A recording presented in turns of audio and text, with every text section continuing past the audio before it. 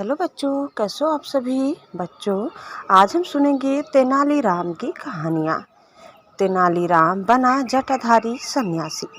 विजयनगर राज्य के राजा कृष्णदेव राय के मन में एक दिन बड़ा से शिवालय बनाने की इच्छा जगी।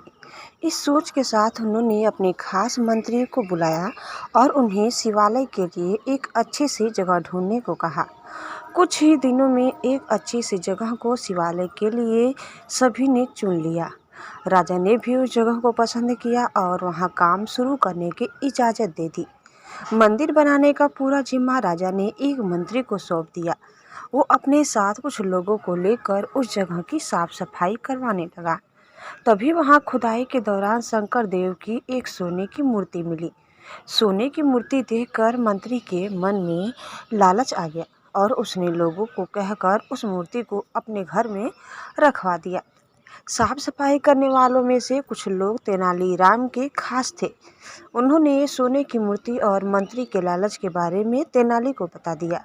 इन सारी बातों को पता चलने के बाद भी तेनालीराम ने कुछ नहीं किया। वो सही वक्त का इंतजार करते रहे। कुछ दिनों के बाद मंदिर के लिए सुनिश्चित की गई जगह पर भूमि पूजन करने का मुहूर्त निकाला गया। सब कुछ अच्छे से होने के बाद राजा दरबार में अपने मंत्रियों के साथ मंदिर के लिए मूर्ति बनवाने की बातचीत करने लगे। उन्होंने अपने सारे मंत्रियों से इसके बारे में राय मांगी। सबसे बात करने के बाद भी राजा मूर्ति को लेकर कुछ फैसला नहीं ले पाए। राजा ने अगले दिन फिर अपने सारे मंत्रियों को दरबार में मूर्ति के बारे में चर्चा करने के लिए बुलाया। तभी एक जटाधारी सन्यासी दरबार में आया। सन्यासी को देखकर सबने उन्हें आदरपूर्वक बैठने के लिए कहा।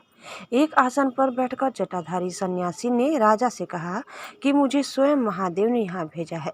मैं जानता हूँ कि आप लोग शिव मंदिर बनाने की सोच रहे हैं और वहाँ स्थापित करने के लिए मूर्ति कैसी हो उस पर यहाँ चर्चा हो रही है। इसी वजह से मैं यहाँ आया हूँ। जटाधारी सन्यासी ने आगे कहा कि भगवान शिव ने मुझे खुद आप लोगों की परेशानी दूर करने के लिए यहाँ भेजा है। राजा कृष्णदेव ने आश्चर्य से कहा कि खुद भगवान शिव ने आपको भेजा है। जटाधारी सन्यासी ने जवाब देते हुए कहा, हाँ, स्वयं महाकाल ने मुझे भेजा है। उन्होंने कहा कि शिव शंभु ने अपनी एक सोने की मूर्ति आपके लिए भेजी है। जटाधारी सन्यासी ने अपनी उंगली एक मंत्री की तरफ दिखाते हुए कहा कि उस मूर्ति को भगवान ने इस मंत्री के घर में रखा है।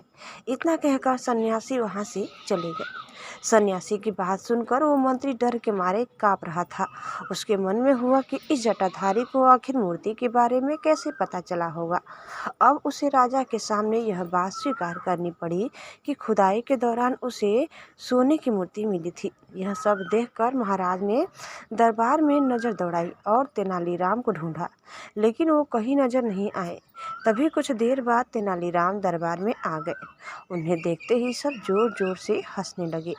तभी एक व्यक्ति ने कहा कि अच्छा, तो यही थे वे जटाधारी सन्यासी। आपने अपनी जटाएं और कपड़े तो उतार दिए, लेकिन माला उतारने भूल गए।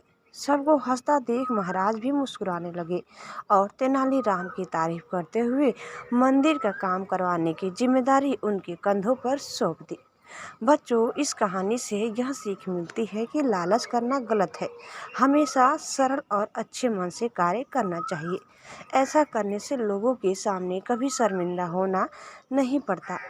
बच्चों, उम्मीद करते हैं कि आज की कहानी आप सभी को ज़रूर पसंद आई होगी।